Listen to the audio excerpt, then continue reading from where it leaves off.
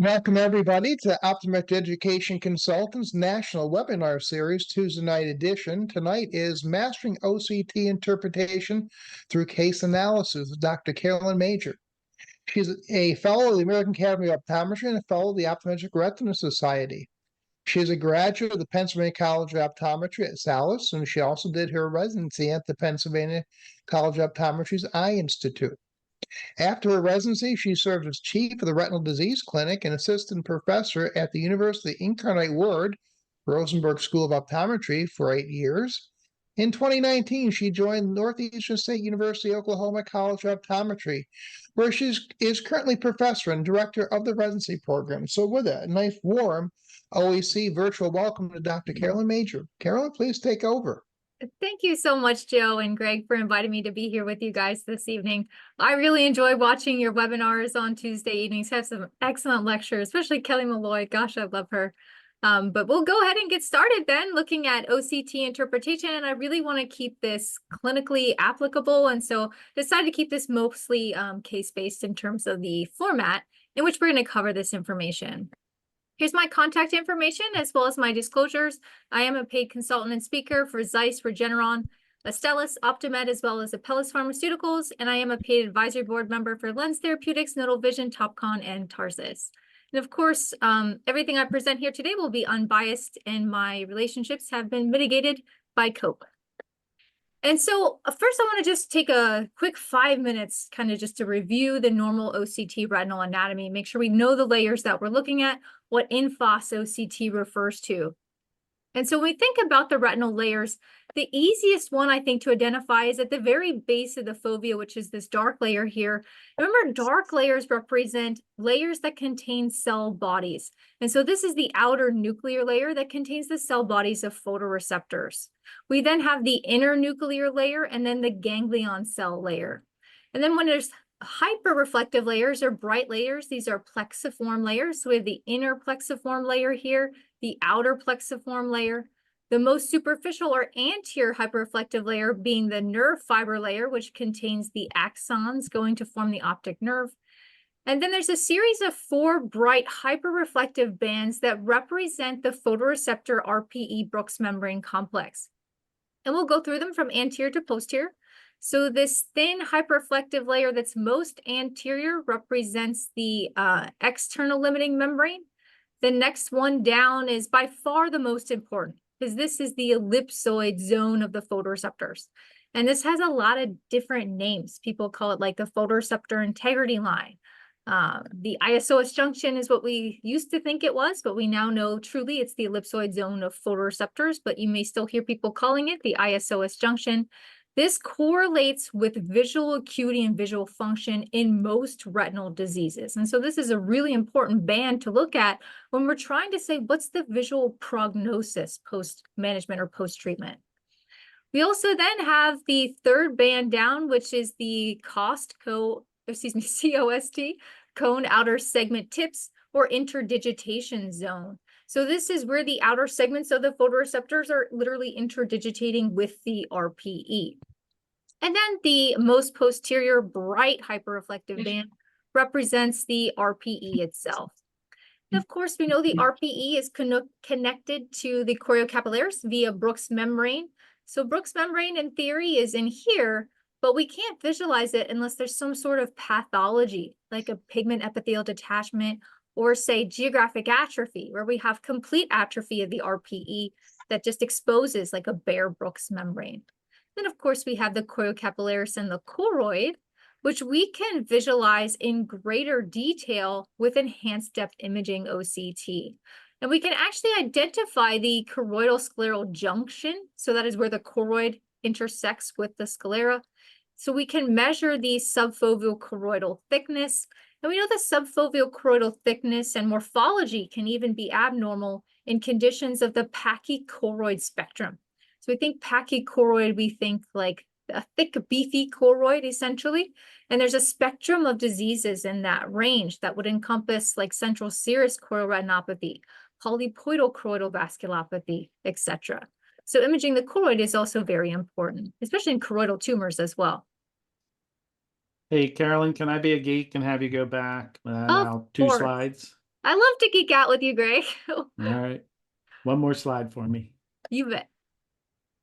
All right, so we're going to give that ellipsoid zone. Joe knows where I'm going to go with this because I really have fell in love with what has happened here, and dead on correct. I use that all the time to predict visual acuity. But I was geeking out putting together an OCT lecture trying to figure out why some of these hyperfluoresce.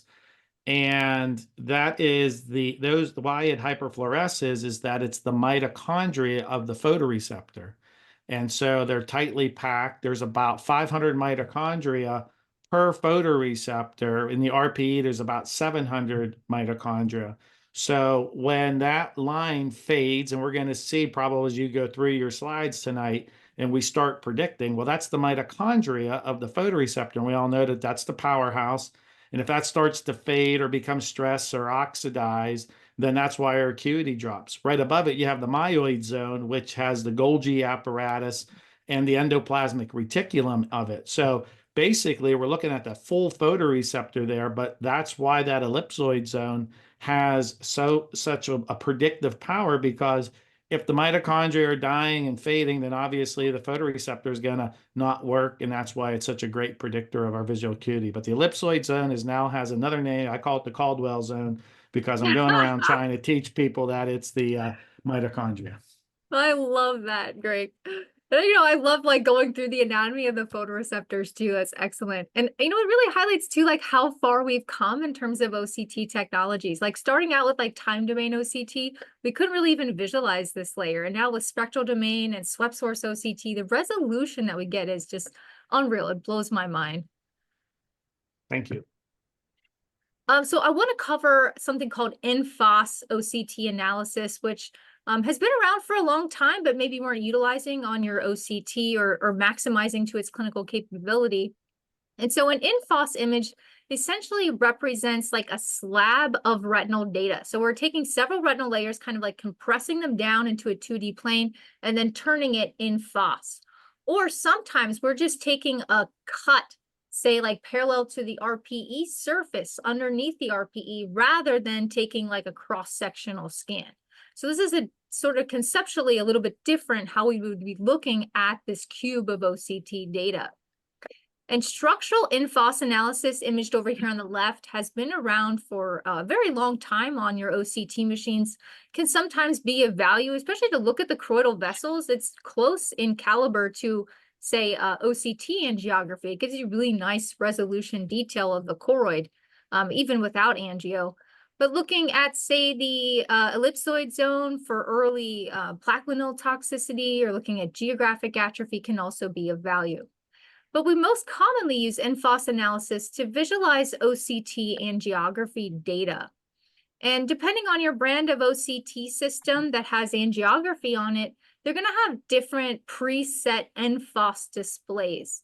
And so here are some common ones going from anterior to posterior. So the vitreous or vitreoretinal interface, we're looking at a slab of vitreous just above the retina. And this is looking for preretinal neovascularization that occurs in like diabetic retinopathy, retinal venous occlusive disease. So helping you detect early proliferative diabetic retinopathy is really clutch in this vitreoretinal interface preset. Then we have this superficial and deep capillary plexus of the like inner retinal or central retinal artery circulation. Again, a great place to look for damage from inner retinal disease like diabetes, retinal venous occlusive disease. And then we have an outer retina, or sometimes it's called outer retina choriocapillaris or avascular, where we're looking around the level of photoreceptors, RPE and choriocapillaris, for choroidal or subretinal neovascularization. So in like AMD, this is where it's going to be at, where we're trying to detect early neovascular AMD, and the choriocapillaris and the choroid. And with that, let's dive into some cases. And I've entitled this first case, Don't Wake the Sleeping Dragon.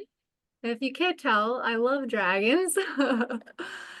So this was a 68-year-old male. He's coming in for a routine examination. He's really not complaining about his vision in any way, shape, or form. He's been diagnosed with non-exudative dry macular degeneration about 5 years ago, and he is taking AREDS2 supplementation.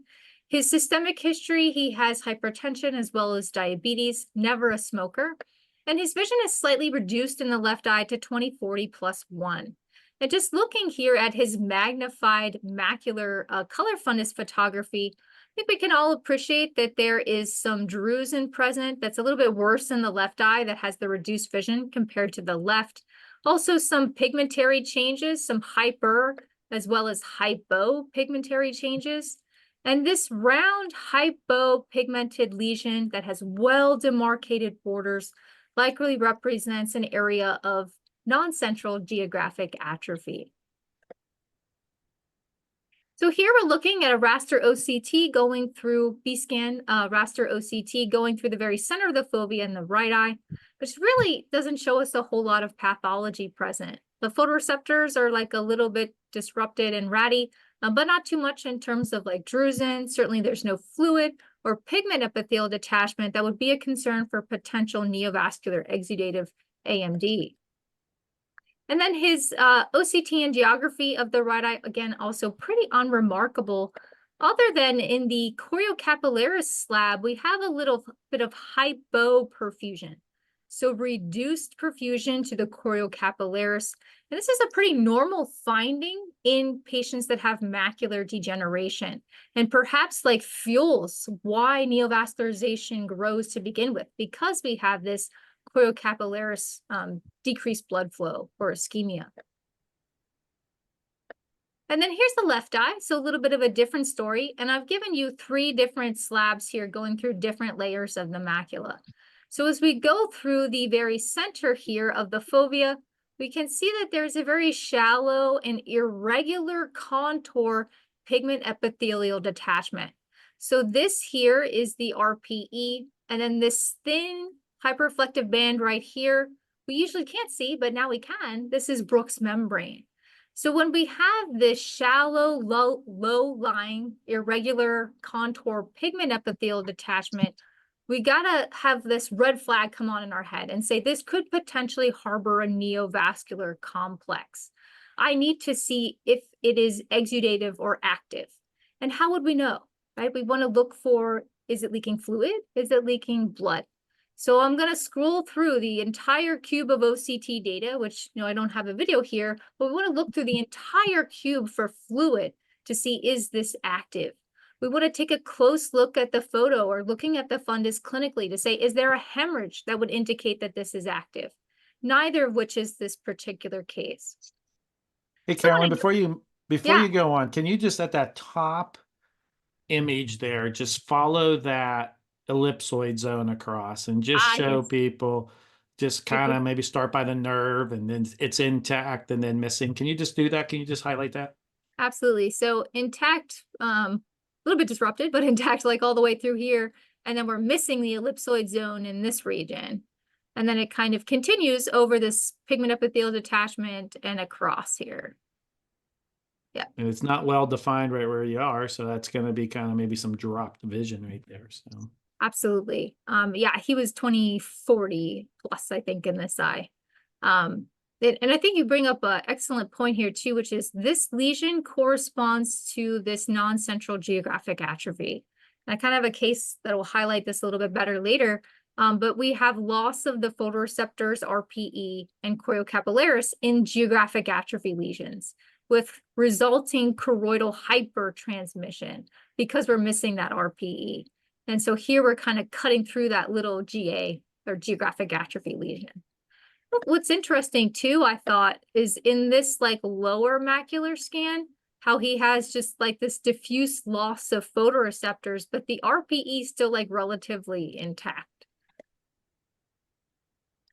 So, noting that he has this shallow pigment epithelial detachment, I'm concerned that this may be neovascular AMD. I went back to his prior scan to say, is this something that was here before? Is this stable? And indeed, this is a new finding in this patient. It wasn't there on the OCT from a year ago. So again, that kind of like heightens my level of concern a little bit.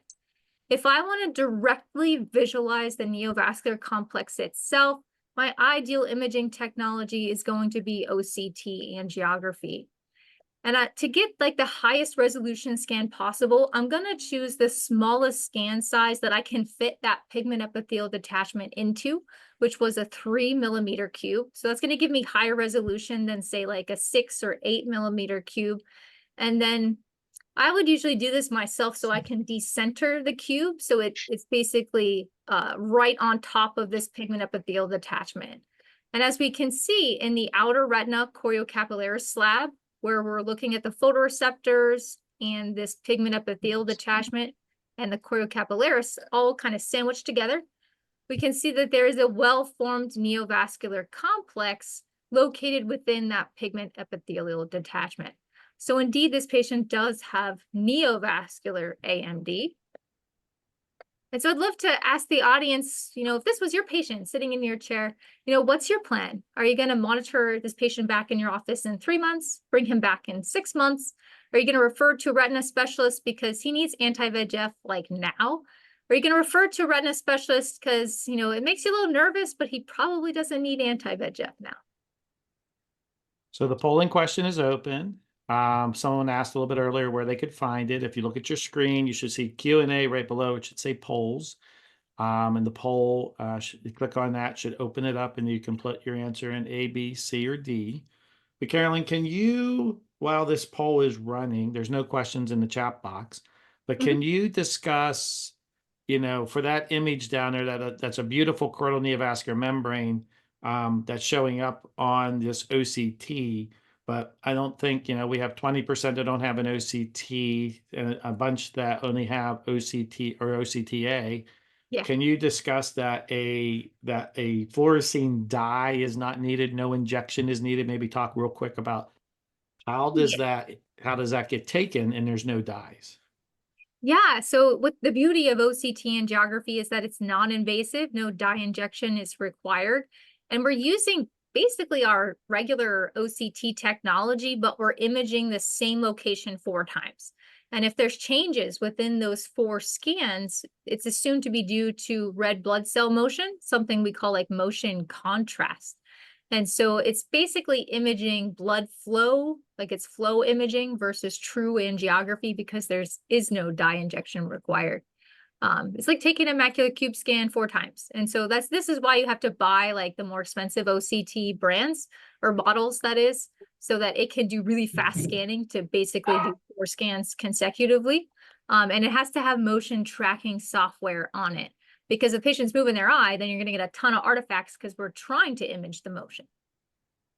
Perfect. Thank you. Yeah. All right, here's your answer. So 13% have gone with 3 months, 3% 6 months, about 50%, 49% have referred to retinologists for anti-VEGF now. And then we have 34% refer to retinal specialist.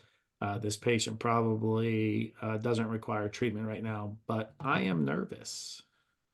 Joe or Greg, I'd love to hear what your response would be to this question.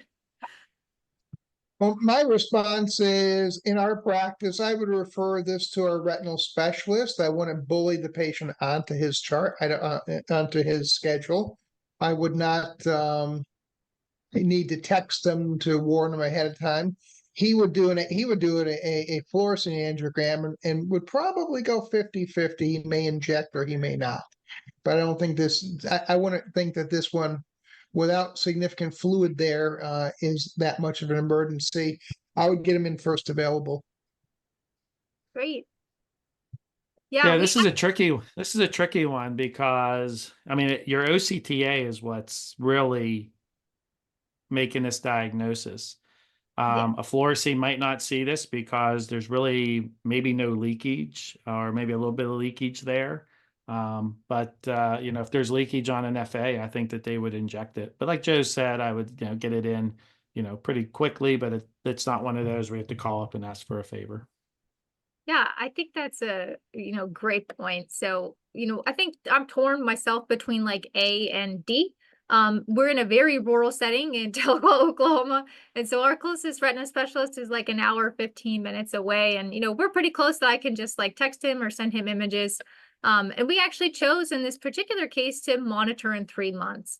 knowing that when fluid does appear, well, if it does in the future, that we would then promptly refer to retina, getting them to get anti-VEGF treatment right away.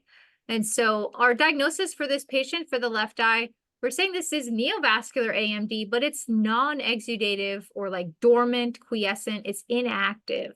Usually when we treat with anti-VEGF in neovascular AMD, we're treating fluid, right? So we know our treatment's working because we can see the fluid being sucked out of the OCT image. And in this particular case, there's not really much of anything to treat. Again, recommending close follow-up, however, because we do know that this lesion carries with it an increased risk to become exudative in the future. So, if this is the first time we're discovering this lesion, at least every 2 to 3 months for the first 2 follow-ups is going to be my protocol. Looking closely for fluid, really encouraging the patient to monitor their vision at home closely, I think is also very important as part of your management in a patient with a non-exudative choroidal neovascular membrane. So I asked him to come back in 3 months, but he came back 6 months later. And he's coming back in 6 months and he's like, oh, I just like you. I'm going to come visit you. You told me to be here. I'm not having any problems with my vision whatsoever. His visual acuity in this eye is still around 20/40. But as we can see now on this 6-month follow-up, he has some new fluid that wasn't present before. So we have this subretinal fluid, maybe even a little bit of intraretinal fluid. And these hyperreflective dots or specks in the retina represent probably some subtle exudate. And so this is now definitely active exudative neovascular AMD that requires prompt referral to retina for anti-VEGF. So ideally getting this patient within 1 week would be a home run or a win from my perspective. When we're looking at the— Let me make a comment on that, on you bet. that last one there. The picture that says baseline, I want the audience to realize that if we did a fluorescein, you can let me know because it's your patient. I don't think anything would show up with a fluorescein because remember, fluorescein needs leakage. And then 2, the sodium fluorescein cannot see below the RPE. So you're not even going to see that membrane. Maybe if you used ICG, indocyanogreen, you would then that lesion might light up. But when's the last time we saw a retinologist do that? So I think if they did a fluorescein on that baseline, there would be nothing there. But that's the beauty of OCTA. You saw that choroidal neovascular membrane before it bled 6 months later. Yeah, this is where OCT angiography really shines in these non-exudative choroidal neovascular membranes, even better than IV fluorescein angiography, like you're saying. And I think it would have been very prudent to do IV fluorescein angiography on this patient. It's just not something we routinely do here at the school. I'm very reliant on my OCT angiography technology. Sure. So we referred this patient to retina. Oh, but before we get to that, I do want to show you the follow-up OCT angiography so that you can see the change in morphological pattern that says this is active versus inactive. So this is the baseline, and then this is when it has that subretinal fluid associated with it at the 6-month follow-up. And think about it being like springtime, like the trees are now growing leaves, where you have these lacy looping capillaries that anastomose on each other at the margin of the lesion. Whereas on the baseline scan, it was pretty much just these larger feeder looking type of vessels. So just this morphological change is really indicative of conversion to active exudative AMD.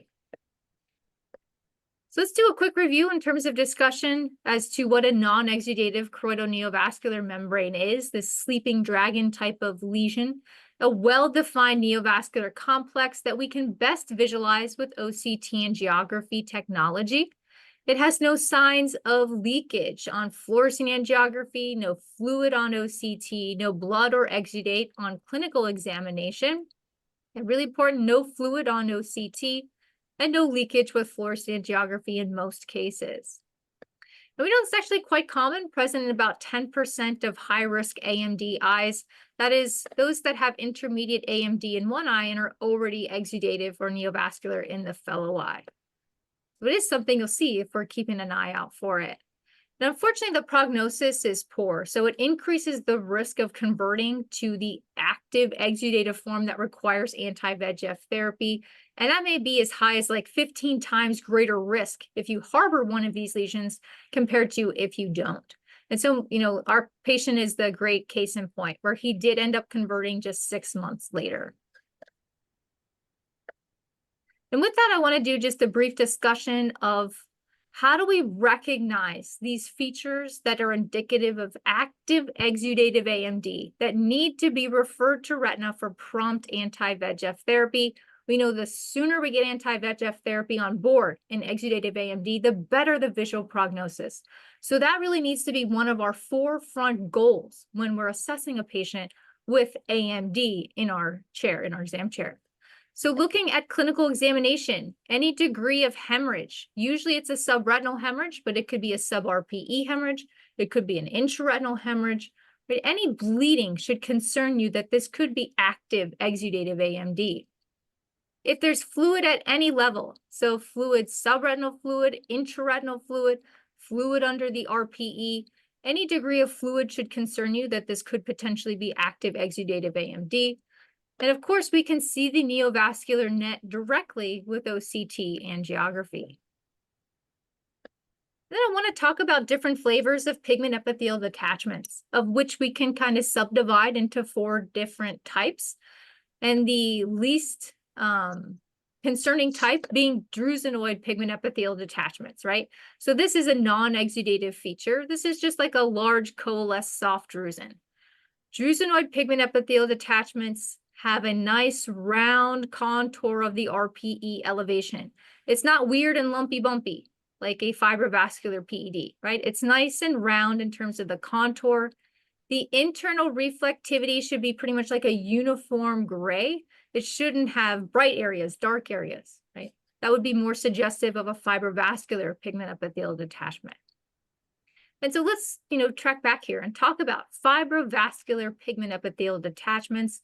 As the name implies, it contains a neovascular complex, like the patient we just had. So this is a neovascular complex located between the RPE and Bruch's membrane. Sometimes you'll see these hyperreflective horizontal sheets actually going through the pigment epithelial detachment, which are like the blood vessels themselves. You're kind of visualizing. Also take note how the internal reflectivity varies. You have dark areas, you have some brighter areas, and the contour is really weird and lumpy, bumpy. So the shallow, irregular contour is really pointing you towards, like, even if you don't have angio, if you're seeing something that looks like this, you know that this is probably neovascular AMD. We then have serous pigment epithelial detachments where there's just clear, optically empty fluid located between the RPE and Bruch's membrane. If you're seeing fluid like this, definitely be concerned that this could be active exudative AMD requiring referral to retina. And then, you can get these subtle serous detachments in non-exudative AMD, but I would always assume that it could be exudative and until proven otherwise. So I did refer this patient to retina. They didn't see any neo, they didn't treat, but in a scenario where there's any sort of fluid, I think it's a good idea to refer. OCT and Geography is your friend if you're unsure what type of pigment epithelial detachment you're dealing with. So we have this weird large coalesced soft drusen. There's a ton of hyperpigmentary changes that are casting shadows. So I can't really see on structural OCT like what's going on in there. So I'm going to sandwich that with my OCT and Geography and say, is there any neovascular complex within that pigment epithelial detachment? And here I can feel really confident that there's not. And this is just non-exudative AMD with a drusenoid pigment epithelial detachment, and I can monitor that in-house closely. Are there any questions on that case? We're looking. No, I've been watching. I've been watching. I think I figured out the Q&A, and we are good. I've done some troubleshooting. Those are most of the questions. No clinical questions, so we are good to move on. Excellent. Well, let's dive on into our next case. So macular hemorrhage. This was a 70-year-old female, and she didn't even report this chief complaint until I really pushed her when I saw what was going on in the fundus. I was like, have you noticed that you've lost vision in the left eye? And she's like, oh yeah, okay. I've had some blurry and decreased vision in the left eye for about the past 2 to 3 months. Her systemic history is remarkable for high blood pressure, of which it's only slightly elevated in office. She also has type 2 diabetes for the past 12 years, well controlled. She does have sleep apnea, uses a CPAP for that, high cholesterol, as well as stage 3 chronic kidney disease. Her vision in the left eye is severely reduced to 20/150, and pinhole did not improve that. Otherwise, the rest of the examination, anterior segwise, IOP, is pretty much unremarkable. These are the wide field photos of both eyes, just to show you there's really no retinopathy or other lesions present in the right eye. This hemorrhage and what's going on in the macula is unilateral, so it's only in the left eye, which I do think is prudent to the diagnosis in this particular case. And you know, anytime you have hemorrhaging, and we'll talk about the location of that here in a second, I think it's really important that you look at the vasculature, right? To try to get an idea of what caused this hemorrhaging. Are the veins dilated? Are the veins beaded? Is there arterial attenuation? Are there crossing changes that could be indicative of, say, like hypertension? Is there tortuosity in the veins that could be indicative of a retinal vein occlusion? So let's go back and look at the retinal vasculature. I mean, certainly it looks like there's an increased arterial light reflex, a reduced AV ratio, some like AV nicking, that would be indicative of hypertensive retinopathy. And so looking at this hemorrhage here now, I think trying to determine the location of the hemorrhage anterior to posterior can help you again, like narrow down the differentials of what caused it. And so most of this hemorrhage seems to be striated. So it's like probably within the nerve fiber layer or intraretinal. But then some of this like deeper dark hemorrhage here, I think is subretinal hemorrhage. And so, you know, I think that helps point you towards potentially there's like a deeper cause of when you're seeing a subretinal hemorrhage versus just say like an intraretinal hemorrhage towards an interretinal disease. So right now I'm thinking, well, I still have sort of like inner and outer retinal disease in my list of differentials based on the location. And also kind of appreciate, we'll see on the OCT here in a minute, there is some like central edema. There's like subretinal fluid and intraretinal fluid present. And then I want to show you guys some of the OCTs. So we're going to start going through the superior aspect of the macula here. We have this hyperreflective thickening of the nerve fiber layer, which represents in this particular case, bleeding within the nerve fiber layer. So this area of hemorrhage. And this area of hemorrhage is a pigment blood, right? So it's going to cast a shadow down below. There's no like break in the RPE here or anything. It's just a shadow coming down from this heavily pigmented blood that's located in the anterior nerve fiber layer. And then looking through some of the other OCTs going through like the center of the fovea, and then 2 of these going through the inferior aspect of the macular region, we can appreciate there's some intraretinal fluid here. There's some subretinal fluid here. So this is the photoreceptors and this is the RPE. We interestingly then have this like little baby child fetus sitting in the subretinal space, right? So this subretinal hyperreflective material. Sometimes you'll hear this referred to as SHRM, SHRM, subretinal hyperreflective material. And then you only have like so many differentials as to like what that could be. So we're thinking perhaps scar tissue or like fibrin. Could it be hemorrhage? Could this be some of that subretinal blood that we suspected when we were looking at it clinically? Very well could be. Or like proteinaceous exudate that could also be hyperreflective on OCT imaging. I also want to point out that the RPE contour here throughout most of the scans, right, looks pretty good. But we don't see any sort of disruption of the RPE. We don't see any pigment epithelial detachment. Because certainly we're going to be considering in our list of differentials, could this be exudative AMD? The OCT in geography, I think, is incredibly valuable in making the diagnosis in this case. And we'll discuss it in a minute, but first I want to give you a second to look at it, and then I'm going to ask you what your diagnosis is. And I've given you like the superficial and the outer retina choriocapillaris presets here. I think this was a 6mm cube.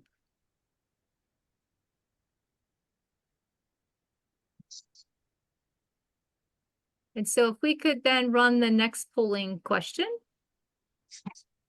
What's your diagnosis here? Is this neovascular exudative AMD? Is this central serous choroidal retinopathy? Is this retinal venous occlusion, or is this a retinal artery occlusion? And for our audience, if you're looking for the poll, there's an icon to the right of your screen. It has a red dot on it right now. Click on it, and you're going to see the test. You're going to see the poll. And maybe for those that are having trouble, maybe you're using like a phone or a tablet, and maybe that's what's causing, and I haven't done it on a phone or a tablet, so I can't give you any guidance. Carolyn, great case. I like it. I was inspired by a student misdiagnosis, actually. That's often how I come around these great cases. I'm like, oh, I could see how you could think that that would be the diagnosis. We should discuss that further. So,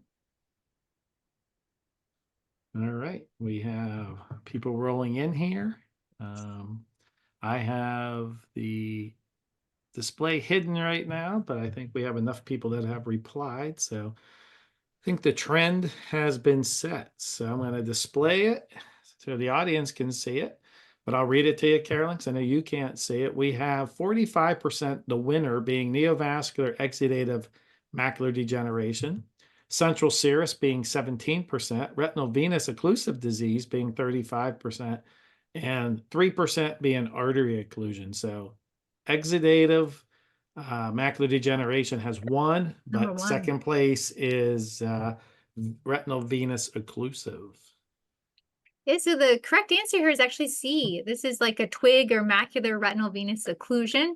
But I think considering exudative AMD is really important in your list of differentials anytime you have like a macular hemorrhage in a patient, age 70. But we go back, let's kind of highlight some features as to why it may not be AMD. So we're not seeing any drusen in the fellow eye or even the eye that has the macular hemorrhage. So that might point us a little bit away towards macular degeneration. And I think the OCT and geography is really clutch here. So as we see in the superficial capillary plexus, we have these like dilated telangiectatic capillaries, or like little like collateral type of vessels that commonly occur and are nicely visualized with OCT and geography in retinal venous occlusive disease. This dark area right here is blockage due to this like area of intraretinal hemorrhage. So I don't think this is non-perfusion. I think we just can't view the blood flow because there's this hemorrhage over top of it blocking our view. But this area right here clinches the diagnosis of retinal venous occlusive disease. So let's compare and contrast these two top differentials that we landed on, retinal venous occlusion versus macular degeneration, because certainly we need to be considering both in our list of differentials. We said look for drusen in that eye or the fellow eye. The location of the hemorrhage may be able to help you. So in retinal venous occlusive disease, usually the hemorrhage is superficial in the nerve fiber layer or intraretinal, versus in AMD, it's usually subretinal. Now, this is an interesting case where the hemorrhage actually extended down into the subretinal space, which can happen in retinal venous occlusive disease sometimes when it's severe.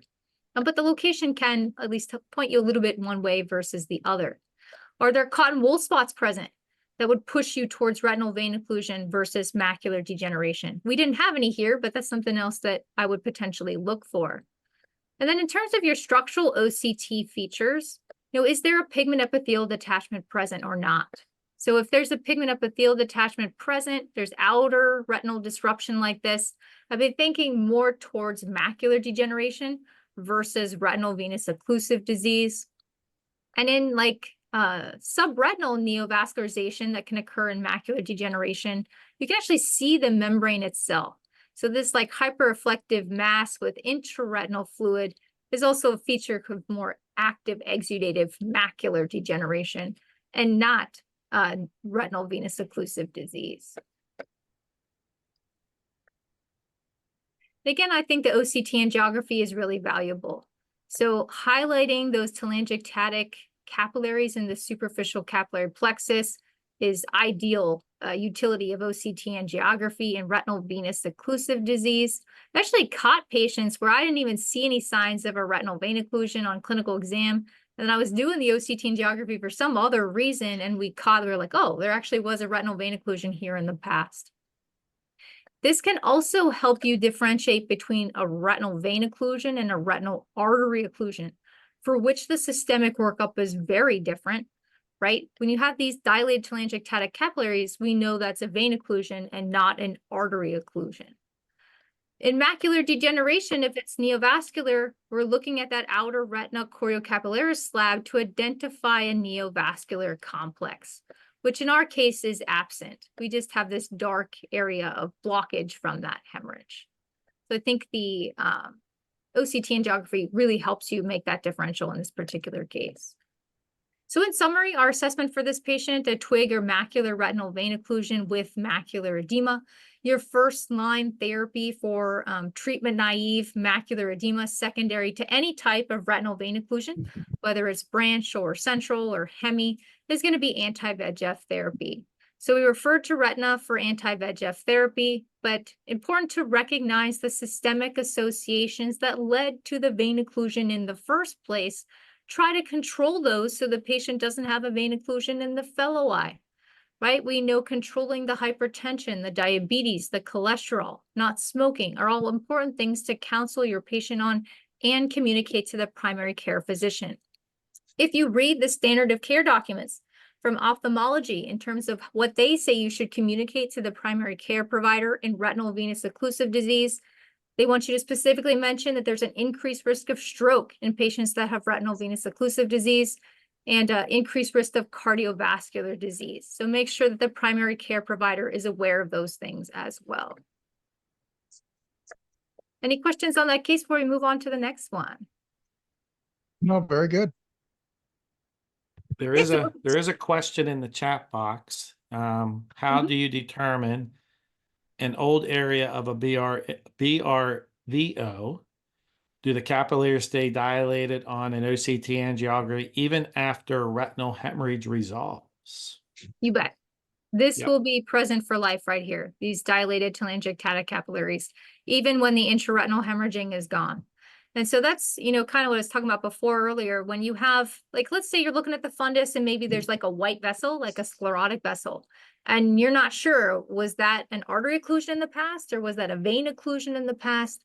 Doing the OCT angiography can really help you determine whether that was a vein occlusion because there'll be these dilated telangiectatic capillaries present. Carolyn, do you think that those are probably the collaterals that are opening up because you have a vein blocked? Those are probably those telangiectatic vessels. I always tease, like, I always can tell when there's an accident. I live by a main highway, not that I live in a very populous area, but when there's an accident out there on new 22, old 22, they bypass and becomes very busy. So that's pretty much what collaterals are. Collaterals are not neovascularization for the audience. They're existing roads or existing blood vessels that become full. Do you think that that potentially could be those telangiectatic vessels, or kind of maybe the collaterals, or the vessels are trying to shunt that blood around in this vein occlusion? Absolutely. Yeah. So we have someone in here saying, I cannot hear the speaker. Can you please help? Well, we all can hear it. Is it Maybe just log me? on. No, you're good. Okay. Maybe that person, our attendee, can log off, log back in, and just make sure your sound is turned up. And Joe, there's some other questions down there. Can you help out with those? Sure.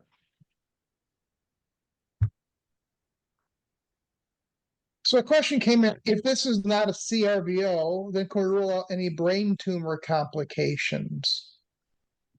If this is not a CRVO, repeat the rest of that, I'm sorry.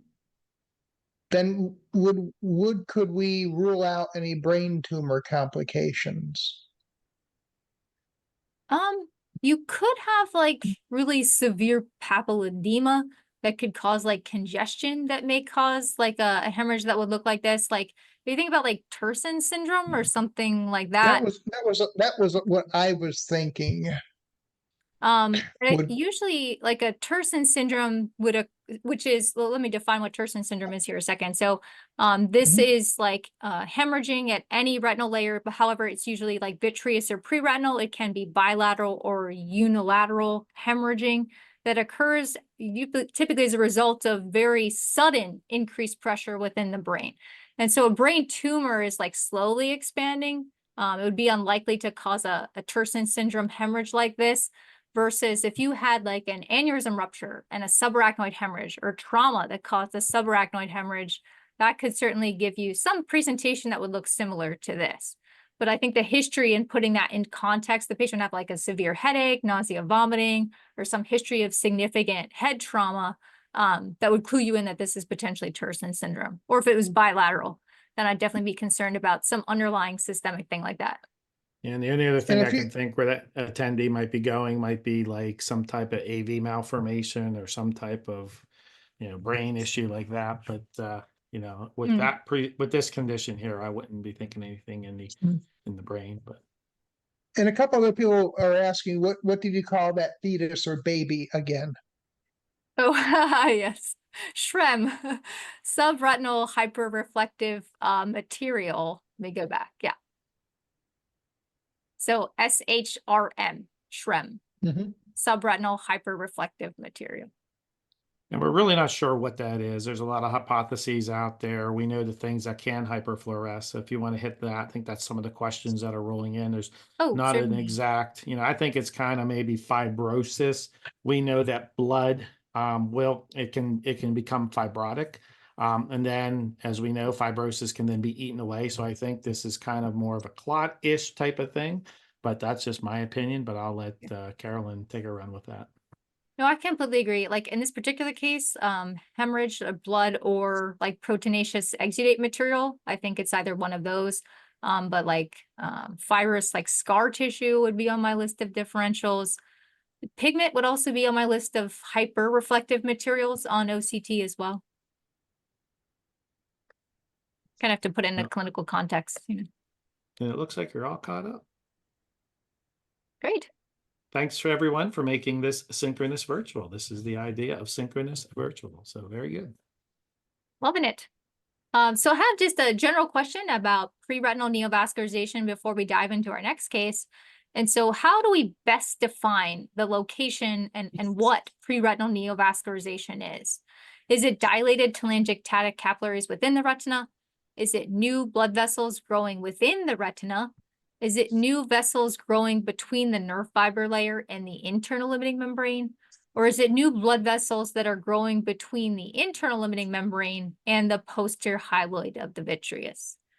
And I've given you some clues on structural OCT here on the side.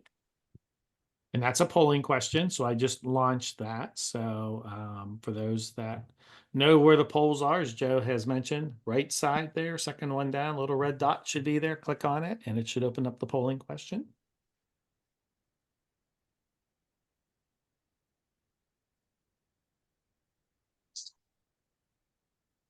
Got some really good cases here, Carolyn, and just kind of walking through and fluid and hyperreflective and superficial. I'm not sure, maybe one of your OCTs, you might want to, remind the audience that doing OCTA, that the inner retina that kind of has those superficial, maybe deep capillaries. And then down where the photoreceptors are, there's really no blood vessels in RPE. And then we get down to the choriocapillaris. So those are kind of your two very high vascular areas in a non-vascular, maybe in a good OCT image, maybe remind them just where those, because since we have 7 or 8% that have OCTA, that's where the superficial and deep, and then skip a zone and then get down to the choriocapillaris. Yeah, that's a great point. I think I could use this here. So, the superficial capillary plexus is usually located in like the ganglion cell layer, so somewhere around here. And then the deep capillary plexus, I think, is the inner nuclear layer, so somewhere like around this area. So this is like your central retinal artery circulation. And then like the photoreceptors themselves are avascular, as you mentioned. The RPE is also avascular. And then we come down to the choriocapillaris, which is like the dual blood supply of the retina. So in that previous case, when you were showing as tortuous and superficial, it's kind of hard to think of that being AMD when it's so superficial. That's kind of the clue that was out there. All right, let's maybe display this answer here. We've got 5% going with dilated telangiectatic capillaries within the retina. Then we have 7% going new blood vessel growth in the retina. We're going 33% saying new growing between the nerve fiber layer and internal limiting membrane of the retina. And then 56, your winner is D, new vessels growing between the internal limiting membrane of the retina and the posterior hyaloid of the vitreous. You know, I love So that. they went right down 4, 7, 33, 56. So there you go. So the correct answer here is D, and I think it's really important that we understand where preretinal neovascularization is located as we kind of dive into our imaging, especially OCT and geography imaging. But even with structural OCT, it's easy to see preretinal neo, right? So this right here is the posterior hyaloid of the vitreous, and these hyperreflective finger-like projections are neovascularization. So this is a patient with proliferative diabetic retinopathy. The neo breaks through the internal limiting membrane of the retina, and it's weak and fragile. And I like to think of it as like ivy that kind of grows on like the side of a house. This is like preretinal neo. It needs something to cling on to. And so it's growing on this posterior hyaloid membrane of the vitreous. When we look at neovascularization on the disc in proliferative diabetic retinopathy, the appearance is a little bit different. And so often it looks like this like hammock that like hangs across the cup. So even with structural OCT, if you're seeing things that look like this, that could help point you towards I should be on high alert that this patient probably has proliferative diabetic retinopathy, which on initial detection would require referral to a retina specialist for consideration of PRP or anti-VEGF therapy. And let's then dive into the case, which is, is this proliferative or non-proliferative diabetic retinopathy? That is the question, right? An important distinction to make. If you're dealing with proliferative diabetic retinopathy, that must be referred to a retina specialist. So this is a 43-year-old male. He's coming in for like a routine examination. He's saying his vision is stable. He does carry with him a prior diagnosis of like moderately severe non-proliferative diabetic retinopathy in both eyes. He's had type 2 diabetes for about 20 years, not very well controlled with an A1C of 8.5%. His vision in the left eye here, 20/20. I'm going to pause here for a second and say you can harbor high-risk proliferative diabetic retinopathy that requires treatment with 20/20 vision. So don't be distracted by the 20/20 vision here and say, oh, this patient never goes referred to retina because the vision's so good. We want to keep the vision good. This is why this patient needs referred. And his blood pressure is a little bit elevated here as well. So this is the ultra wide field color fundus photo.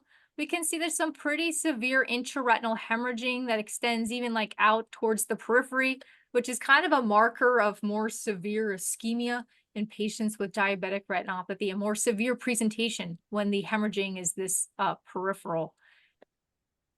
And then here's the montage OCT and geography. And this is the superficial capillary plexus. So we're looking at, let me back up here a second. We're looking at the blood flow like in the area of like the nerve fiber layer and the ganglion cell layer, like right at the top here. And we know diabetic retinopathy is an interretinal disease. That's why we're kind of focusing our attention there.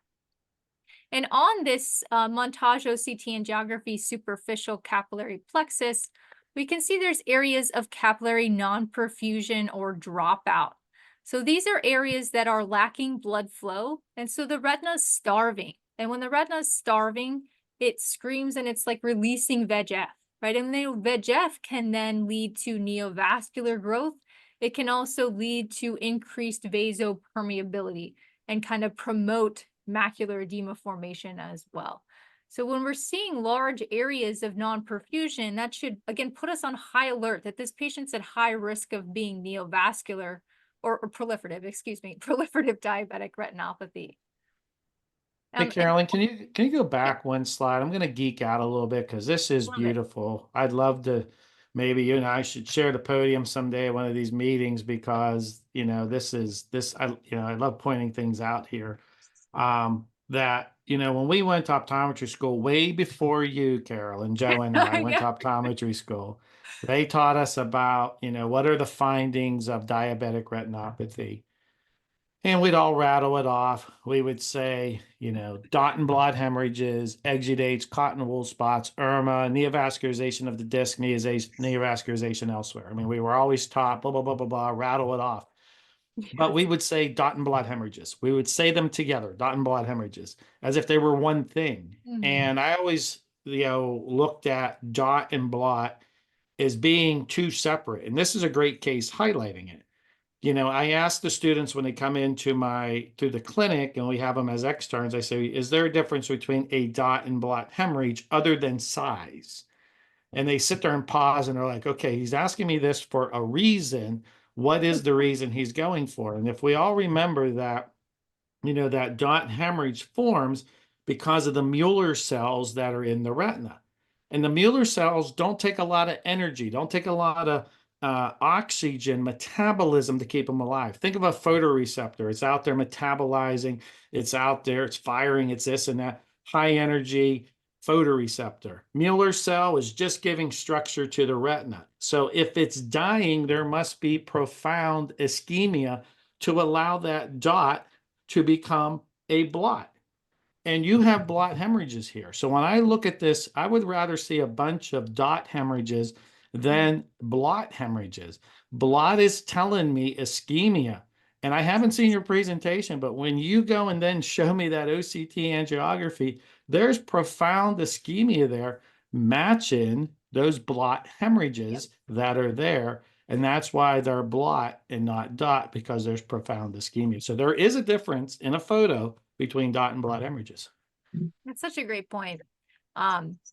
I think too, the location also comes into play. And that's why like ultra wide field imaging is so nice to document like the peripheral extent of these hemorrhaging, which has been, associated with more severe and like widespread retinal non-perfusion, should we do say like wide field IV fluorescein angiography. The patients that have this peripheral presentation are more likely to go on and become proliferative in the future. So watch them more closely. Hey, Carolyn, Greg mentioned the term IRMA, and a question came in, is there any Yeah. relation or correlation between IRMA and telangiectatic vessels? And maybe you can even extend to say IRMA and neovascularization. This is such a great question. Let me back up here. So IRMA, let's say like which one of these describes IRMA? And IRMA stands for intraretinal microvascular abnormalities. So whatever's going on is still intraretinal versus preretinal neo, which is broken through and is now on top of the retina. So IRMA could be, I think, either two of these answers. So dilated telangiectatic capillaries still within the retina could potentially be classified as IRMA, or some new blood vessels still growing within the retina. They have not yet broken up out through. So IRMA could be like A or B, but it's still inside the retina, not up outside. And so the anterior posterior location is of critical importance, which is why I asked that question before we jumped into this case. I do think that this right here is this area of small IRMA, where you have these like weird dilated sort of vessels. And typically IRMA in neovascularization grows on the border of like an area of non-perfusion. So we can see there's like quite a bit of retinal non-perfusion here. And then we have this abnormal blood vessel appearance indicative of IRMA in the inferior nasal arcade. But I'm not seeing anything that's like gross neovascularization on the disc or anywhere elsewhere. So, based on this presentation here thus far, I'm thinking this is probably severe or very severe non-proliferative diabetic retinopathy, and that all of the issues and pathology is still confined within the retina. The power of OCT and OCT angiography is extreme. So I isolated out the section that was like up in here to look at the vitreous interface. And so the vitreous or vitreoretinal interface is where preretinal neo grows. So it grows up on top of the retina, we said, and usually clings to the posterior hyaloid. The vitreoretinal interface is looking at blood flow on top of the retina here. between these two like yellow lines. And in cross section, we can see there's this little like nubbin of tissue sitting up on top of the retina. It's like pink or red, which on this B-scan overlay is telling us it is perfused. There's blood flowing through that little nubbin of tissue sitting up there, a little mushroom of tissue. And on our preset like infos display here, we can see this like well-formed small neovascular complex. Keep in mind, this is like an 8mm by 8mm cube. So this is an incredibly minuscule area of preretinal neovascularization. I tell you, this has happened to me so many times. And I think my clinical exam is pretty decent. And I'll go back and I'll try to like look at it on clinical exam to like teach myself. And then I still can't see it, right? So there's just these really subtle subclinical neovascular complexes that can only be caught by like OCT or OCT and geography technology. We have even more concern in this patient is that the student caught something beautiful before dilation, which I think a really important point. When you have a patient at high risk for, diabetic retinopathy, because he's had diabetes for 20 years, it's poorly controlled, etc., look at the iris undilated. And so we see these like telangiectatic capillaries on the pupillary margin. Sometimes it looks like dusting of like paprika or something. I try to imagine it as these little like red dots on the pupillary margin, indicative of early neovascularization of the iris. In which case your immediate reflex is going to be, I need to do gonioscopy, right? To see if there's neovascularization in the angle. Fortunately, in his case, the angle was clear of neovascularization. His pressure was within normal limits. I think it was like 14 or 15. So we're not concerned about glaucoma, but we don't want to let this continue because then he will develop neovascular glaucoma in the future. So even more of a reason to refer this patient to retina, although this was reason enough that he's truly proliferative diabetic retinopathy with iris neovascularization. This is a patient who warrants PRP, which he did end up getting bilaterally once we referred him. Carolyn, let me explain to the audience what I think is happening here is that the neovascularization of the iris, I don't believe the iris is ischemic and it's creating blood vessels. What I think this is another great case is that retina is so ischemic that it is releasing vasoendothelial growth factor enough that it's flowing through the vitreous, flowing in front of the lens, and then draining out through the angle, but not enough to create neovascularization of the angle, but just enough fertilizer, just enough vasoendothelial growth factor to start growing a few blood vessels on the surface. So I think this is highlighting the amount of ischemia that we have. That retina is ischemic. It's releasing VEGF. The retina is screaming. You have that little nub or that little mushroom as and then that's flowing through the vitreous, coming through because you do have fluid that goes from the posterior chamber to the anterior chamber, pulling that through and just kind of making that paprika there. I don't think the iris is ischemic. I think that's VEGF creating those little nubs.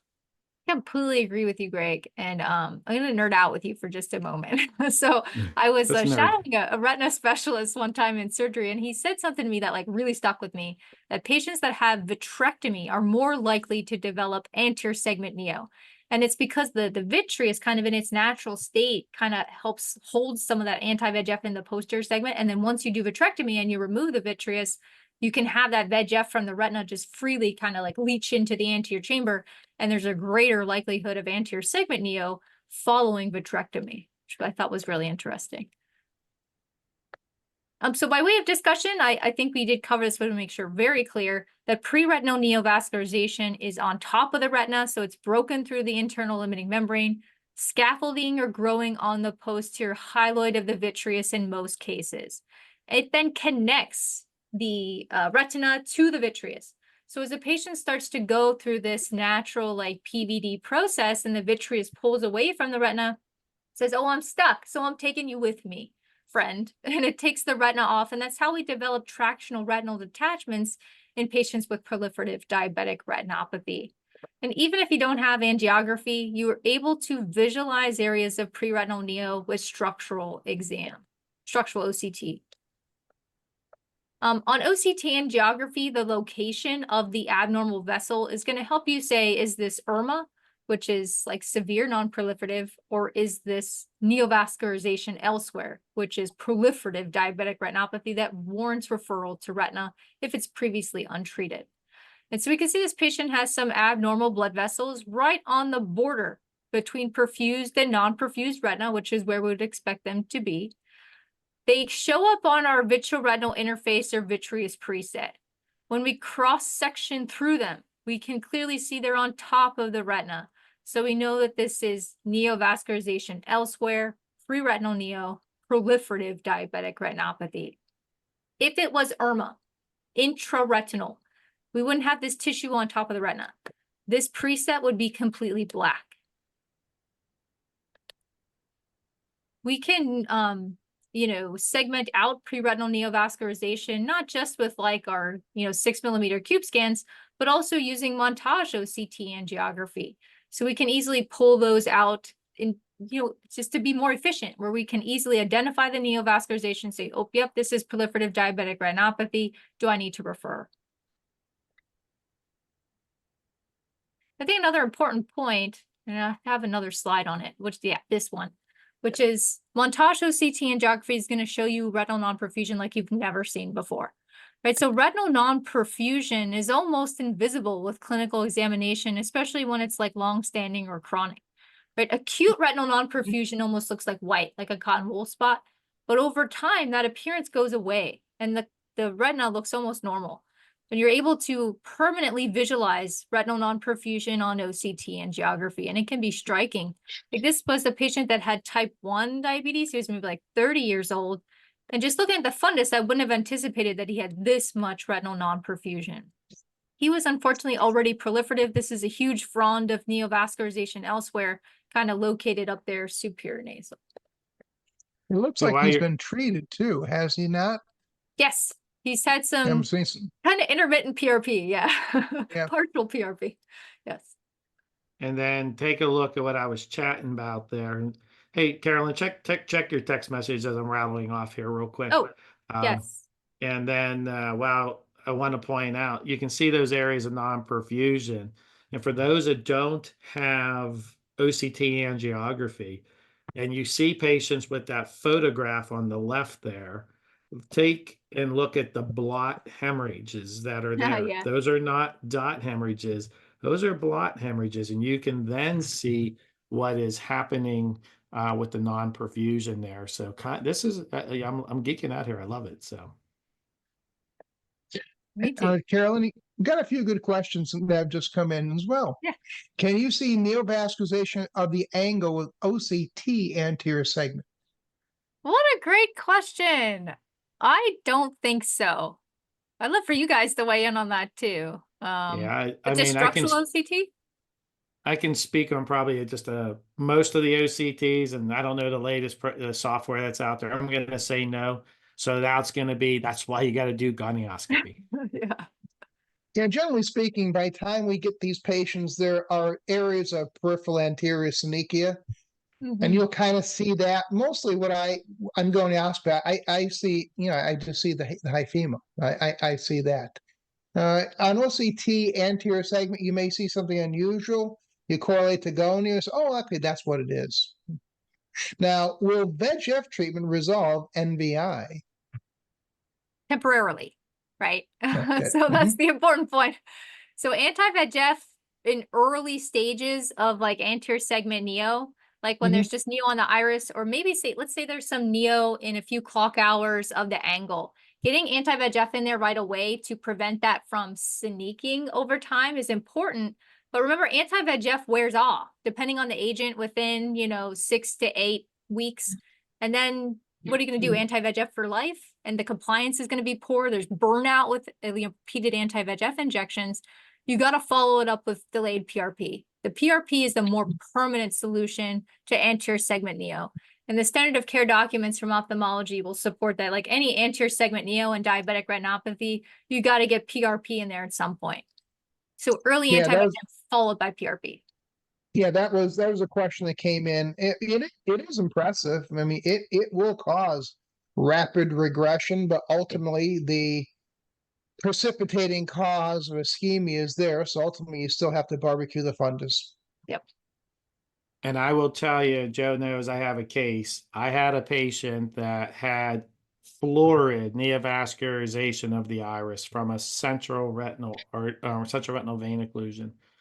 And, I could hardly see anything. There was, so I sent it to the retinologist and they did a anti-VEGF. I don't know what they did, Avastin or Lucentis, doesn't matter which one. And I told the patient come back after 3 days after getting the injection. And I was blown away. I could, if I didn't see it for myself, if Joe would have told me or Carolyn, I'd have been like, okay, maybe, but whatever, they're embellishing it, blah, blah, blah. It was erased. It was gone. But like both Joe and Carolyn have said, you got to go in and take away the stimulus or it'll come back. So yes, it will reverse and it can be dramatic, but you got to fix the underlying cause.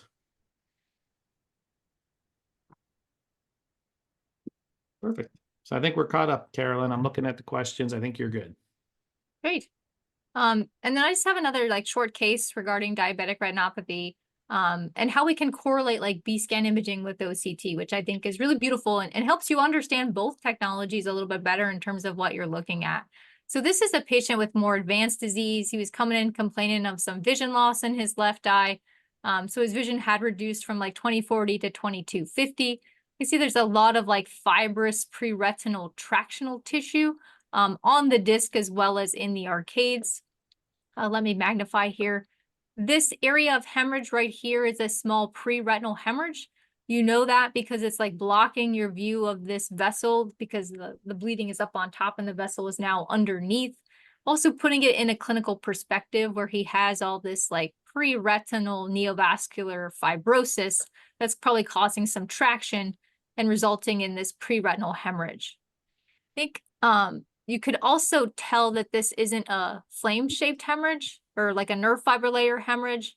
Again, because it's blocking your view of the blood vessel and it's not like following the contour of the nerve fiber layer, right? It's kind of following its own path. So this is a raster OCT and not the best OCT ever, but A for effort. I'm gonna try to OCT through anything, even if there's like vitreous hemorrhage or whatever. I'm gonna try to OCT through it. So on this OCT, what we can visualize is this posterior hyaloid that's coming down and it's attached to the retina. So this is like the anterior aspect of the retina here that's like popped up like a tent. And presumably there was neovascular tissue here that connected the retina to the posterior hyaloid. And so as the posterior hyaloid is pulling away, it's pulling the retina up with it. There's probably a tractional retinal detachment present here with some subretinal fluid, although it's hard to visualize. And then this is the RPE right here. Then I want to show you the B-scan. So on the B-scan, we can also see this like tent of retina. And then the posterior hyaloid, this thin membrane coming down and connecting to the tip of that tent. And I think it's just valuable to kind of see like what the B-scan would look like as we look at the OCT and kind of like correlating those together. And encouraging you to do both. Like, did we need a B-scan in this case? No. But I learned more about like what the B-scan would look like and what the OCT is going to look like and try to like train my own brain to visualize diabetic retinopathy better. And then this next case, we'll switch gears. So this is a 70-year-old male. He's coming in with some cardiovascular systemic risk factors of hypertension, high cholesterol, cardiovascular disease, bradycardia. He's never smoked. His vision is 20/20 here in the left eye. He's been previously diagnosed with dry macular degeneration and his post-cataract surgery. As we can see from his color fundus photograph here on the left eye, and we're going to focus on the left eye here for a minute, but we'll pull the right eye in a little bit later, which had a similar presentation. He has some really heavy drusen deposits. So is this a large size druse that would make it intermediate stage AMD? Absolutely, right? So a large size drusen would be the same width of the vein as it crosses the disc margin. And certainly he has drusen that are almost like 5 times that size. So large size drusen. We also have some pigmentary changes. You can see these hyperpigmentary deposits here, which are quite subtle, but definitely present. I also want to point out this right here. And this goes by several different names like calcific druse or refractile druse, where the drusen kind of like shimmers a little bit at you when you look at it clinically. It's a little bit more condensed and the margins are a little bit better defined than like your conventional sort of soft drusen. Let's pause for a second and talk about how do we stage macular degeneration. So our patient, we have large size drusen, pigmentary changes that are automatically going to put him into intermediate stage non-exudative AMD.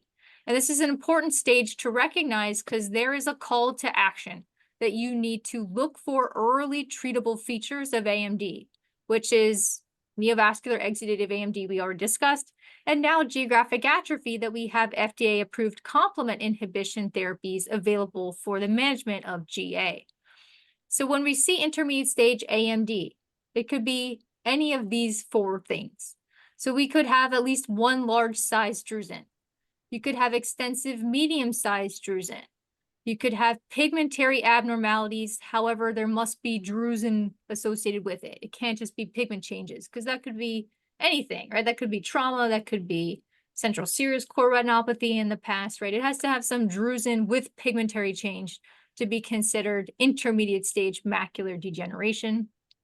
Or some non-central geographic atrophy was also included in the intermediate stage in the original ARED study. We know that individuals with intermediate stage non-exudative AMD have about a 20% risk of converting to advanced disease within 5 years' time. And we want to catch that as soon as possible so that we can treat it. So we're going to image these patients. And the imaging that we're going to do, OCT for sure, that's why it's in this lecture, right? But also doing color fundus photography and fundus autofluorescence yearly, I think is important. And then we already discussed the importance of OCT and geography in helping you detect early neovascularization, even before it becomes exudative and active. You're going to monitor these patients more frequently because you know their risk of conversion is higher. So monitoring them every 3 to 6 months, depending on how many risk factors are present, making sure they're doing home monitoring like an Amsler grid or the nodal vision for C home device at home to monitor for metamorphopsia or vision change. And then considering at this stage AREDS 2 supplementation. They're all important steps in the calls to action when you identify intermediate stage AMD. So I digressed for just a moment, but let's go back to our case, right? So we said based on the clinical appearance alone, this was intermediate AMD. I'm going to now do a macular cube scan so I can get the quantitative numbers to monitor over time. And I'm also going to do I do have like a 21-line raster scan, but some sort of raster scan that'll give you high resolution detail so that you can visualize these subtle OCT biomarkers that are high risk red flags for conversion to late stage macular degeneration.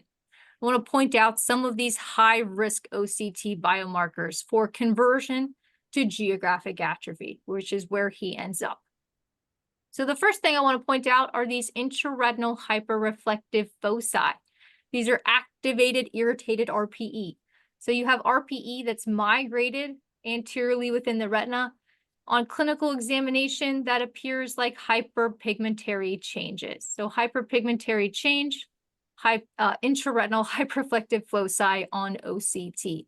And it's common for them to be on top of like large soft drusen, like this particular case. Another high-risk feature is this sub-RPE plaque. So this linear bright lesion that's kind of like resting on the RPE surface correlates to this like refractile or calcific drusen that was kind of shining on you at clinical examination. This type of drusen that corresponds to this plaque on OCT is a high-risk feature for conversion to geographic atrophy. He also Hey, Carolyn. has...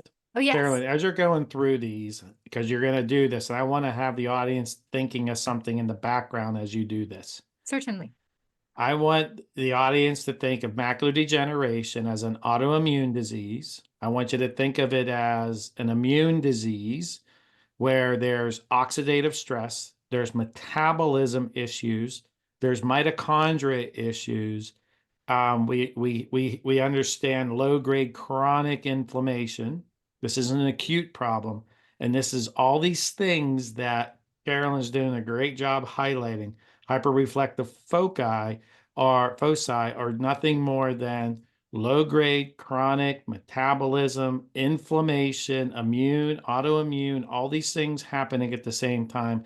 And these are your responses to this chronic autoimmune inflammatory disease. Okay. That's such a great point, Greg. There's also a certain like subtype of drusen that's high risk for conversion to advanced stage macular degeneration, especially geographic atrophy, which is reticular pseudodrusen, or is sometimes referred to as subretinal drusenoid deposits. And so they're different than soft drusen. In soft drusen, the material is located between the RPE and Bruch's membrane. In reticular pseudodrusen, which is where the pseudo term comes from, it's this material that sits on top of the RPE. So you can see in some instances, it kind of like breaks through the ellipsoid zone layer a little bit, and it kind of like pushes up through there. So this is material resting on top of the RPE surface. It's typically like a hyperreflective nodule in terms of the presentation. And then we have an impending geographic atrophy lesion. And sometimes you'll hear this referred to as like nascent geographic atrophy. If followed over time, this will become like full-blown geographic atrophy. Even though right now on clinical exam, it really doesn't look like much of anything. Like we kind of see the red of the choroid maybe a little bit better in detail, but it doesn't look like GA quite yet. We can pick it up in its earliest form using high-resolution OCT imaging. So this impending geographic atrophy lesion, what's happening is we're losing the photoreceptors in RPE. And as we're losing that, it creates like a sinkhole so that the outer plexiform layer starts to sink down in there. And as it's sinking down in there, right, we form a like V-shaped configuration of the outer plexiform layer. And that's a really hallmark feature of impending geographic atrophy. Sometimes on the sides of this impending lesion, you'll get a pair of hyporeflective triangles. I just was talking with Diana Scheckman, and she calls them bat wings. So these like pair of bat wings on the side of the geographic atrophy lesion is like another feature of impending GA. And then, of course, last but not least, choroidal hypertransmission. Anytime we lose the RPE or the RPE is thin, we get this like waterfall sign or barcode sign, whatever you want to call it, of light that comes down through into the choroid. So these classic features of impending GA. If we follow this patient out over time, so we have 3 years of follow-up on this patient. This was the baseline examination, 1.5 years, and then 3 years of follow-up. That area of intraretinal hyperreflective foci on top of the large soft druse, the drusen collapses over time to form an impending geographic atrophy lesion. So drusen collapse, soft drusen collapse is another risk factor for geographic atrophy formation. The area of that like calcific druse where we had that bright linear sub-RPE plaque on OCT disappears and forms an area of impending geographic atrophy. So we can go back and predict these were the areas where GA was going to form, just based on the OCT features alone. It's really incredible. And then that area of impending geographic atrophy over time enlarges to become like multifocal GA lesions here. Fundus autofluorescence is a great way to follow geographic atrophy progression over time, but I know probably not a lot of us have fundus autofluorescence in our practice. You can use OCT, right? So, you know, on your OCT, you get like this grayscale image. This is near infrared reflectance, and that's a great way to monitor GA over time. Rather than just using like these cross-sectional scans, it's hard to tell like what's the area? Is it getting bigger, right? Use this near infrared reflectance image where geographic atrophy areas are bright. So these round bright lesions we can see over time are increasing in number and increasing in size. So we can monitor this geographic atrophy enlargement and progression using the near infrared reflectance already accessible to you on your OCT machine. But fundus autofluorescence is also very valuable in that way for visualizing areas of geographic atrophy. On fundus autofluorescence, geographic atrophy is going to be dark because we're missing RPE that has those fluorescent like lipofluors. versus on near infrared reflectance imaging, GA is going to be bright. So don't get confused on that. Near infrared reflectance, GA is bright. On fundus autofluorescence, it's going to be dark. So you need to pay attention to what imaging technology you're using. And fundus autofluorescence carries with it prognostic value, which is why it's superior to, say, near infrared reflectance imaging, because we know areas of hyper autofluorescence are sick RPE that are eventually going to die off over time. And so if we see a lot of hyperautofluorescence, we know that this patient is at high risk of geographic atrophy enlargement and progression over time, more likely to benefit from interventions like complement inhibition therapies. And I think some of this we covered, but I'll hit the last, probably the last, I don't know, poll question here. Which of the following OCT features is not a risk factor for geographic atrophy? Is it a thick choroid, reticular pseudodrusen, or AKA subretinal drusenoid deposits, soft drusen collapse, or intraretinal hyperreflective foci? Which one is not a high-risk feature for development of GA? Polling question is open. Mhm.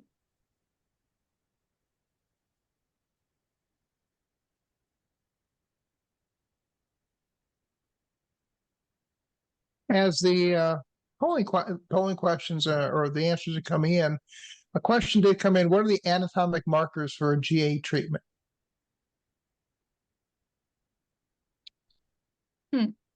What are the Or maybe anatomic what? markers? Or I think maybe we can phrase it as what indicates the need for treatment. Yeah, if you have geographic atrophy that's, I'd say, at least one disc area in size in the absence of neovascularization, even if the vision's good, 20/20, let's say it's non-center involved, that's a patient that I'm going to discuss a potential referral with. Because we know that these complement inhibition therapies just slow the progression of GA. It doesn't stop it. So much like glaucoma, right? We're trying to pick it up as early as possible to try to preserve as much vision. It's very similar in terms of our management of geographic atrophy. We want to treat sooner rather than later. If you wait until, let's say this patient right here, right? The vision's like hand motion, count fingers, like what's done is done, right? If we started that patient on treatment a long time ago, when there was maybe just a lesion outside here, we could have bought them more time driving, bought them more time seeing their grandkids, etc. Yeah, I think the earliest is any non-center geographic atrophy at all. We In should the have the absence of a discussion. in the absence of a choroidal neovascular Mhm. membrane, I'll just add to that. Yeah. So while this colon question is rolling in, I just want to just kind of chat a little bit about genetics here and what Carolyn's kind of touching on. She says complement factor. Most of the genetic testing does ARMS, complement factor H, and complement factor 3. So that means you have broken genetics, broken SNPs, so on and so forth, which can trigger macular degeneration. I just want everyone to kind of know the ARMS is kind of your metabolism. That's your mitochondria. So if your arms are broken, now your mitochondria of your RPE and photoreceptors can't really regenerate, basically the RPE, but giving you like risk for metabolism issues, oxygen, combustion. Your complement factor is your immune system. Complement factor bridles the immune system. Your immune system needs to be right in the middle, Goldilocks. It can't be overactive, macular degeneration. It can't be underactive, or maybe put you at risk for cancer in a sense. We all have 500 to 1,000 cancer cells in our body. Our immune system has to attack it. So our immune system has to be robust enough to find those cancer cells, but can't be overactive like in macular degeneration. Complement factor H is broken, and that's what bridles the immune system, and then that allows it to become overactive in macular degeneration. Complement factor 3, we're still trying to figure it out, but it's part of the immune system. But if we bridle it with injections, that's your Apellis, and you have Iveric that does C3 or C5, I'm sorry. Astellas does your C5. So that's what we're talking about here, trying to connect all those dots. So, all right. So here we go. Display the question. 84% went with thick choroid, 9% went with pseudo-reticular drusen, and 3 and 4% soft drusen and intraretinal hyperreflective foci. So your winner is thick choroid. Great, that was the correct answer here. So a thick choroid is somewhat protective, I would say, and a thin choroid has been associated with development of geographic atrophy. And certainly these three things I think we already kind of hit on in being high-risk OCT biomarkers for GA development. You know, this next slide too, I think kind of plays into that question that came in earlier as to like what patients you should consider referring for complement inhibition therapy. We know that there are certain like morphological patterns of GA that progress faster than others and are probably more likely to benefit from therapies. So patients that have extrafoveal or non-center involved geographic atrophy progress faster than patients that already have center involved GA. If the lesion is large, so the larger the lesion, the faster the progression. This is sort of like common sense, right? There's like more surface area for it to enlarge over time. If it's multifocal, so you have multiple patches versus just one patch of geographic atrophy, these multiple patches can coalesce and it's more likely to grow faster. Or if you already have GA in the fellow eye, so bilateral GA, that eye is more likely to progress quickly. Like this right here, I think is the ideal patient to refer for complement inhibition therapies. And we're not going to target this eye because this eye sees bad, right? This eye's like hand motion. We're going to target this eye that has multifocal extrafoveal GA. Enlarging over time is icing on the cake in terms of what you send to the retina specialist. We know that this is going to enlarge quickly over time. We can slow that down with complement inhibition. There is a burden of these injections, right? So we're looking at complement inhibition injections every month or every 2 months. Most retina specialists doing every 2 months. This patient's gonna be highly motivated to undergo treatment despite that burden because they know what it's like to lose vision from central GA in their right eye. They're gonna be highly motivated to treat the left and they will thank you, right? So this is like really, I think, the ideal catch patient to refer to retina for complement inhibition therapy, in my own opinion. But certainly practice patterns vary.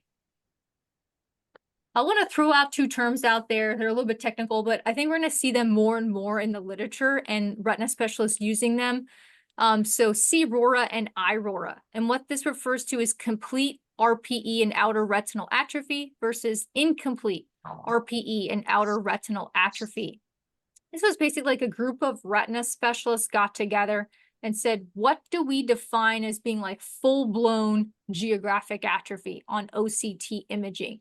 We're going to call that C-RORA, complete atrophy, which is a lesion of loss of the photoreceptors and RPE with choroidal hypertransmission that's at least 250 microns in horizontal diameter.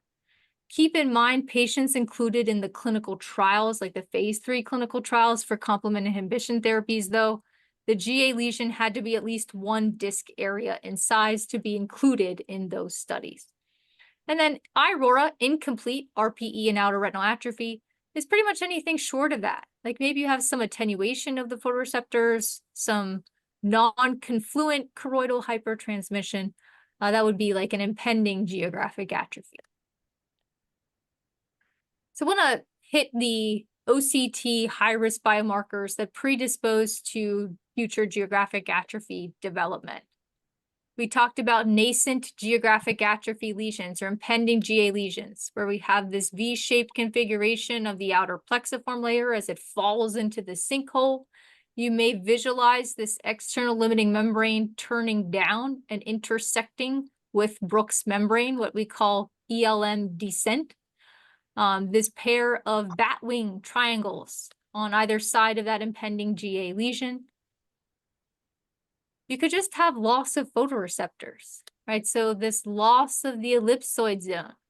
And the ellipsoid zone, let's make it clear here. So this is the ellipsoid zone of the photoreceptors. We can see it's kind of missing across this area. The RPE is also thin, and we have some early choroidal hypertransmission. Here we have loss of photoreceptors on top of a large soft drusen, causing choroidal hypertransmission. You can look at this and say, I know over time that drusen is going to collapse and there's going to be an area of geographic atrophy right smack in the center of the fovea. Case in point, this large coalesced soft drusen over 4 years and 5.5 years of follow-up We can see the large soft drusen collapsed, and we ended up with an area of central geographic atrophy. So soft drusen collapse is another high-risk feature for GA development. Intraretinal hyperreflective foci, I think we discussed in detail as well, as being a high-risk feature, not only for geographic atrophy, but also neovascular exudative AMD conversion. Reticular pseudodrusen, these hyperreflective nodular deposits sitting on top of the RPE. You can visualize them so nicely on OCT, so crappy on color fundus photography, right? Or clinical exam, these deposits are very small. They're not like that striking large confluent soft drusen, right? So we really need other technology to adequately visualize these reticular pseudodrusen, which are high risk. So OCT is a great way. Near infrared reflectance imaging is another great way to image reticular pseudodrusen. And remember, this is just the grayscale image that comes with your OCT machine. And fundus autofluorescence imaging, another great way to image reticular pseudodrusen, as we can visualize here. It has like a reticular pattern. I guess that's where the name originates from. Any questions on that GA case? I think I can hit one more in 7 minutes. I don't see anything in there, so I think you're good to go. Great, and we'll hit our last polling question as we dive into this last case, retinoschisis or retinal detachment. Which of the following features is more consistent with a regomatogenous retinal detachment than just peripheral degenerative retinoschisis? The lesion is non-mobile, a pigment demarcation line is present, it's bilateral in presentation, or it has a cystoid appearance, almost like there's cystoid degeneration on the margin. The polling question is open. Answers are rolling in. Joe, or can you clarify that the question and answers are all caught up? We're caught up. There is a comment about new topic, GCL thinning, maybe signs of MS, glaucoma, Parkinson's. They have association with thinning of the ganglion cell layer. Can you have thinning and none of the above with patients out of the database range? I think that's probably an entirely new lecture right there. Yeah. I'll work on that for next time. You're gonna have me back.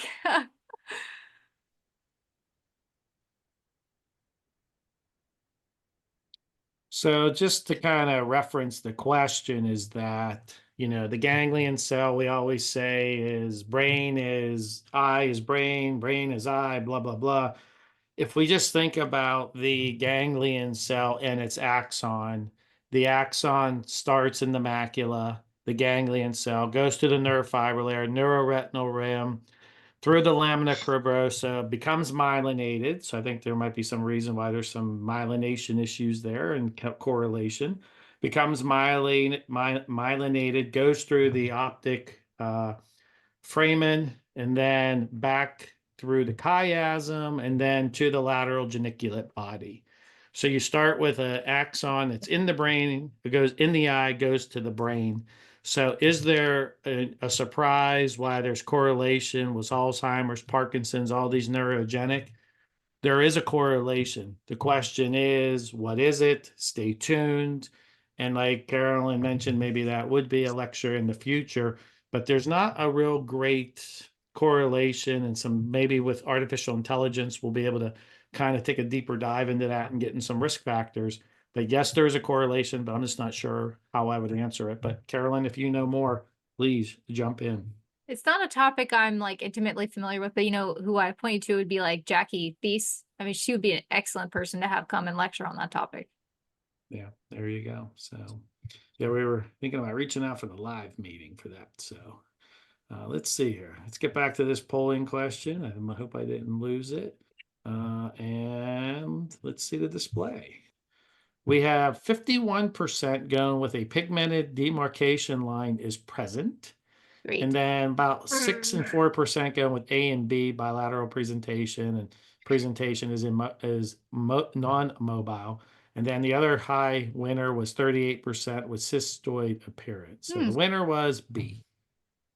Great. And with that, let's dive into our case. So he was maybe a 50-year-old male that was referred to me in the retina referral clinic for further evaluation of bilateral inferior temporal retinoschisis.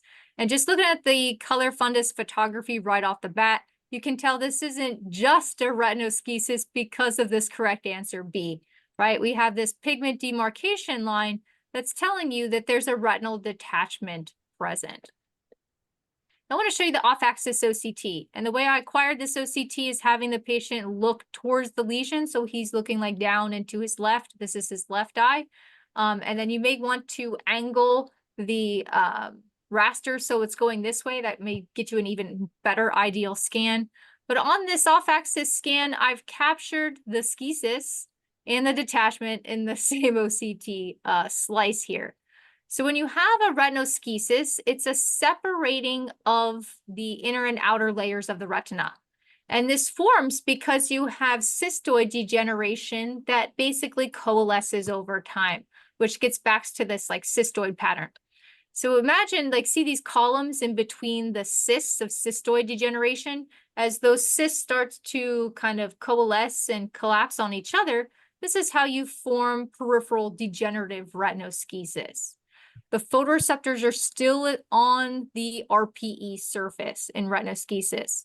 In retinal detachment, you have a separation of the photoreceptors from the RPE. So OCT can be so critical in helping you make that like certain distinction as to whether this is retinoschisis or is this retinal detachment if you can image that far out. You can have retinoschisis that develops a retinal detachment via several mechanisms. You can develop inner layer holes in a schisis. You can develop outer layer holes in a schisis so that fluid from the vitreous can go through the inner layer hole, through the outer layer hole, and then access the subretinal space.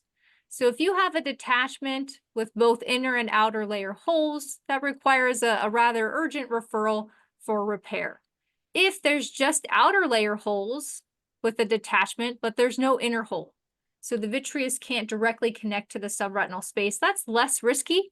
And I think that's probably what we're dealing with here in this scenario, but we still want to get it referred to retina for some barrier laser therapy, right? This pigment demarcation line is telling you this is already chronic. So this has probably been here at least like 2 or 3 months. The patient's asymptomatic, but did refer him for consideration of barrier laser because we have confirmation that there's definitely a retinal detachment present.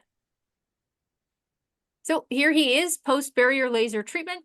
And on OCT, we can see this disruption of the RPE, which is the laser therapy itself. And we just want to make sure with our follow-up that that subretinal fluid doesn't extend past those barrier laser scars. And I'm going to end with this, and I'll cover it like 2 minutes. So round 2, this is now a 22-year-old female that was referred to me. She had just been seen in the contact lens clinic 2 weeks ago, asymptomatic, -5 diopter myope. They wanted me to evaluate some extensive lattice with holes. So here's her ultra wide field color fundus photography of the left eye. Again, you can see she has extensive lattice with holes, but it doesn't seem to have any detachment. There's some pigment in the vitreous, like a posterior Schaefer sign that we can visualize. But then here's the right eye. So the ultra wide field, we capture this like bolus elevation.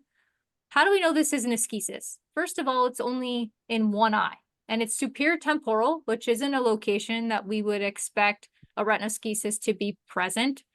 It's also adjacent to an area of lattice that has an atrophic hole within it. So I'm concerned that this could be potentially a regomatogenous retinal detachment. Here's the off-axis OCT going through that lesion. This is subretinal fluid, so fluid between the photoreceptors and the RPE. So confirming that this is truly a regomatogenous retinal detachment related to lattice in this 22-year-old 5 diopter myope, 20/20 vision, asymptomatic. Referred her to retina. They actually got her in the next day because I'm concerned about this superior temporal location, that this could progress rather quickly because gravity is acting against us, unfortunately. And then she ends up getting a scleral buckle with cryopexy. So this is the area of the cryopexy scars. You can actually see the elevation of the buckle here post-surgery. And of course, we didn't forget about the fellow eye, but she's already had a detachment in one eye, so let's make sure we prevent that in the left. And they did a bunch of barrier laser around the lattice lesions in her better fellow eye as well. And with that, I'm going to go ahead and wrap up. Oh, fantastic. Joe, are there any questions? It looks like there's a little red dot up there. Are there anything? There are a couple little quick questions. Would you start a patient on ARED2 with pseudodrusen? If there was extensive reticular pseudodrusen, yes. And another question came in, would a confrontation pick this up? I'm not really sure which case that was referring to. So detachment what? would be like relative scotoma. So you may not pick this up with confrontation fields or be more subtle versus like retinoschisis is an area where there's like no connection between the inner and outer retina. This will be an absolute scotoma. So a confrontation field, I've done this before, knowing that one's relative and one is complete. Absolutely. You'd have to kind of, use a red cap and cover it, and they see it and disappear. It's kind of hard confrontation field. I mean, you're doing your real quick, 2, 1, 4, 3, blah, blah, blah. You're not going to probably pick up a schisis. If you know it's there, you can pick it up. So and kind of go back and reverse engineer it. So if you let me share the slides or share the screen, Carolyn, that was fantastic. Oh, certainly. That's awesome. Thank you. And so everyone, if you look right here, you're going to see a little red dot. That's the survey. You can start that survey, or you can wait 7 minutes from now. You'll get an email to do the survey. But if you want to start that survey, that would be great. With that being said, Joe, are there any more questions for Carolyn for mastering OCT interpretation through case analysis? Nope, I think we're good. Carolyn, fantastic job. I think Thank you you're going to very much, probably Carolyn. start getting your virtual applause here. But I want to thank you for letting me allow Geek in and participate. Joe, please make some comments. No, I thought that was fantastic. You had great images, great explanation. You were spot on. I think that the audience likely got a lot out of that. I know I did, so I very much enjoyed it. Thank you so very much for having me. I really appreciate it. And I'm looking forward to our in-person sessions. Yeah, come into Pittsburgh, come into Sarasota. So looking to kind of geek out live with you. So again, we'll get you back for another webinar here after the first of the year. And thank you very much for doing it. Thank you.